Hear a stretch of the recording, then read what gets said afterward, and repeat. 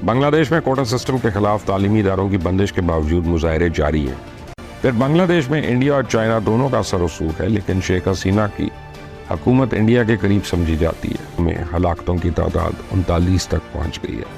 शेख हसीना को ऐसा क्या पता लग गया बीजिंग में कि शेख हसीना ने यू टर्न कर और वापस आ गई, और फिर अचानक ये अनाउंसमेंट हो जाती है कि जो तीस्ता रिवर प्रोजेक्ट है $1 अरब का, उसमें चाइना भी फिट आता है, लेकिन we would prefer to give it to India. क्या ये दो बड़ी शक्तियां, एक तरफ चीन एक तरफ भारत, बीच से भारत और चीन के हर जगह खटपट हो रही है। दोस्तों तो सोचिए इस सिनेरियो के बारे में, बीच में बांग्लादेश, एक तरफ चीन एक तरफ भारत, और दोनों चाहते हैं कि बांग्लादेश के अंदर उनका इन्फ्लुएंस ज्यादा रहे।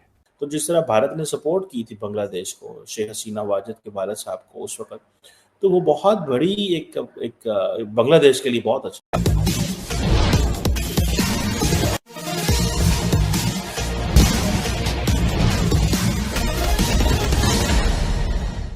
बांग्लादेश में कोटा सिस्टम के खिलाफ तालीमी इदारों की बंदिश के बावजूद मुजाहरे जारी हैं। वज़ीर-ए-आज़म हसीना वाजिद ने मुजाहिरीन को जमाती और फिर पाकिस्तान का एजेंट करार दे दिया।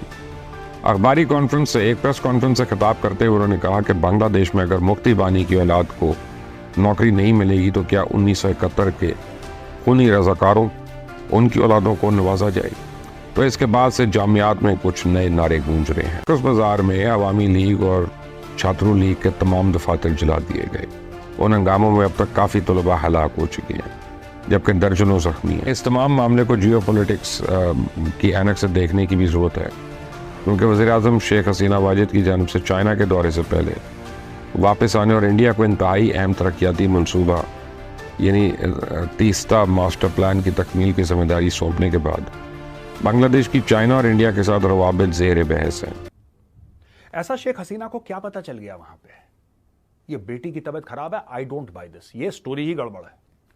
शेख हसीना को ऐसा क्या पता लग गया बीजिंग में कि शेख हसीना ने यू टर्न कर और वापस आ गई, और फिर अचानक ये अनाउंसमेंट हो जाती है कि जो तीस्ता रिवर प्रोजेक्ट है $1 अरब का, उसमें चाइना भी फिट आता है, लेकिन we would prefer to give it to India.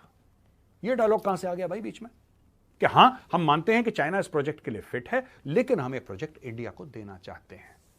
दोस्तों क्या ये दो बड़ी शक्तियां, एक तरफ चीन एक तरफ भारत, बीच से भारत और चीन के हर जगह खटपट हो रही है।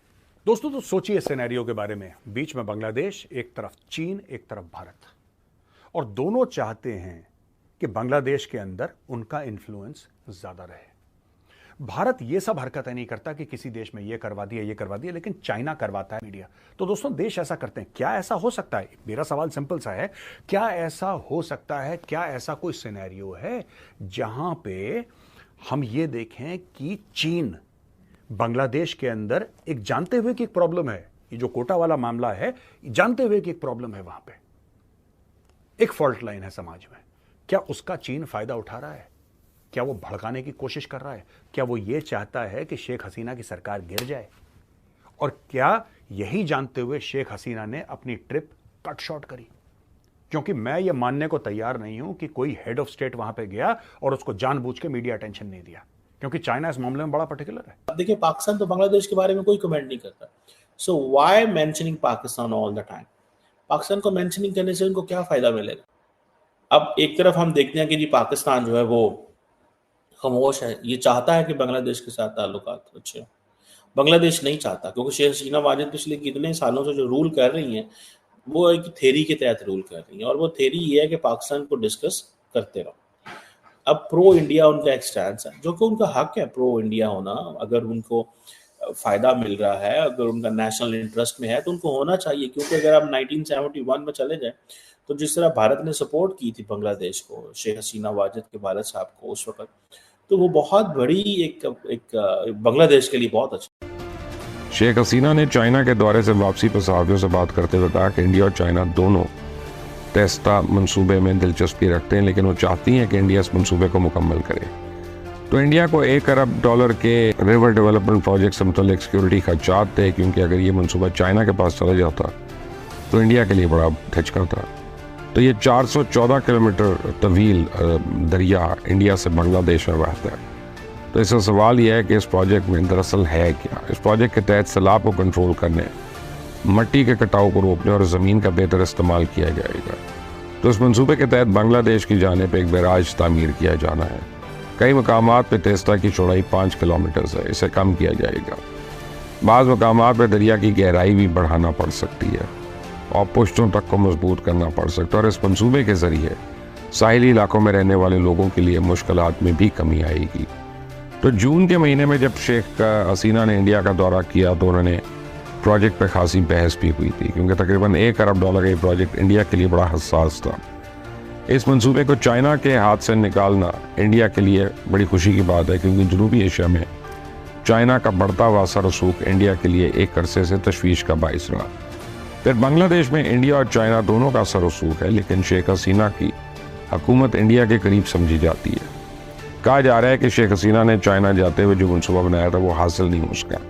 चाइना से अपनी ख्वाहिश के मुताबिक माली मदद ना मिलने की वजह से हसीना खुश नहीं थी और चाइना ने $5 अरब कर्ज की यकीन दहानी कराई थी, लेकिन बांग्लादेश को चाइना से सिर्फ $2 बिलियन मिले। तो शेख हसीना से जब इस बारे में पूछा गया तो उनका जो लोग कह रहे हैं कि दौरा चाइना से कुछ हासिल नहीं हुआ, वो मेरी तौहीन के लिए अफवाहें फैला रहे हैं। मेरी नज़र में ये $5 अरब चाइना से यकमुश भी मिल जाते तो भी हसीना वाजिद ने भारत की गोद में ही जाकर बैठना था, क्योंकि ये ख़ानदान शुरू दिन से ही भारत का टाउट है। यूँ अभी तक कोटा सिस्टम के खिलाफ जारी पुरतशद्दुद मुजाहरों में हलाकतों की तादाद 39 तक पहुंच गई है। China is very particular. हाँ, ये हो सकता है कि चाइना कम अनाउंस करे, बोल के हम तुम्हें $1000 देंगे, चाइना $5 जेब में डालने वाला एक देश है, ये मैं मानने को तैयार हूं। लेकिन इतना बड़ा फैसला शेख हसीना का कि ट्रिप कट शॉर्ट करी, ये बहुत बड़ा डिप्लोमेटिक स्नब है। ऐसा हुआ क्यों दोस्तों? अब मैं आपको एक और इंपॉर्टेंट बात बताता हूं, ठीक है? अगर शेख हसीना की सरकार चली जाती है तो फिर इस्लामिस्ट रेडिकल्स की सरकार बांग्लादेश के अंदर आएगी। फ्री थिंकिंग बंगाली सोसाइटी है और एक रेडिकल इस्लामिस्ट बंगाली सोसाइटी है, और आपस में इनकी भिड़ंत हो रही है। कितने लोगों को तो सिर्फ उन्होंने काट दिया, जो ब्लॉगर्स थे। ये बड़ा कॉमन था कुछ समय पहले, अभी थोड़ा सा रुका है ये, कि जिसकी थोड़ी सी विचारधारा अलग किस्म की होती थी उनको मार डालो। तो ये रेडिकल इस्लामिस्ट विचारधारा आएगी अगर शेख हसीना जाती है। पाकिस्तान का इन्फ्लुएंस वहां पे बढ़ेगा। क्या चीन ये चाहता है? क्या ये पूरा का पूरा जो ड्रामा हो रहा है बांग्लादेश के अंदर, क्या ये चाइना स्पॉन्सर्ड है? क्योंकि शेख हसीना को प्रधानमंत्री मोदी जी ने अपने इनॉग्रेशन, जो उनकी ओथ टेकिंग सेरेमनी थी, उसमें बुलाया, ठीक है, ही इनवाइटेड हर। उसके बाद शेख हसीना एक बार और भारत आई। उसके बाद शेख हसीना ने बोला प्रधानमंत्री मोदी जी को कि मोदी जी आप बांग्लादेश आइएगा। उन्होंने बोला ठीक है। अब एक बात सोचिए, क्या चीन को ऐसा नहीं लगेगा कि कुछ गड़बड़ है? क्योंकि चाइना को पता है कि भारत और बांग्लादेश के रिश्ते बहुत पुराने हैं, और तब के हैं जब वो ईस्ट पाकिस्तान। तो इस वक्त बांग्लादेश में 56% सरकारी मुलाजमीन जो हैं मुख्तलिफ कोटों के तहत मखसूस हैं, जिसमें 10% खवातीन के लिए, 10% पसमानदा इलाके के लोगों के लिए, 5% मकामी बरादरियों के लिए और 1% माजूर अफराद के लिए मुख्तस है। बांग्लादेश में सरकारी नौकरियों को अच्छी तनख्वाहों की वजह से बड़ी अहमियत दी जाती है। पाकिस्तानी सफारतखाने ने मुसीबत में मुब्तला अफराद को सहूलत के लिए एक हेल्पलाइन खोली है। भारत के सफारतखाने की जानिब से अपने शहरियों के लिए इसी तरह की हिदायत जारी की गई हैं। एमनेस्टी इंटरनेशनल, अक़वाम मुत्तहिदा और अमेरिकन और दीगर इंसानी हकूक़ के इदारों ने बांग्लादेश की हुकूमत को ताकत के इस्तेमाल के बजाय पुरअमन मुज़ाहिरीन को तहफ़्फ़ुज़ देने पर जोर दिया। आप अगर हमसे जुड़ा रहना चाहते हैं तो कृपया मेरे चैनल को सब्सक्राइब करें तथा बेल आइकन भी दबा दें, ताकि नई वीडियो की जानकारी तुरंत आप तक पहुंच जाए। धन्यवाद। जय हिंद।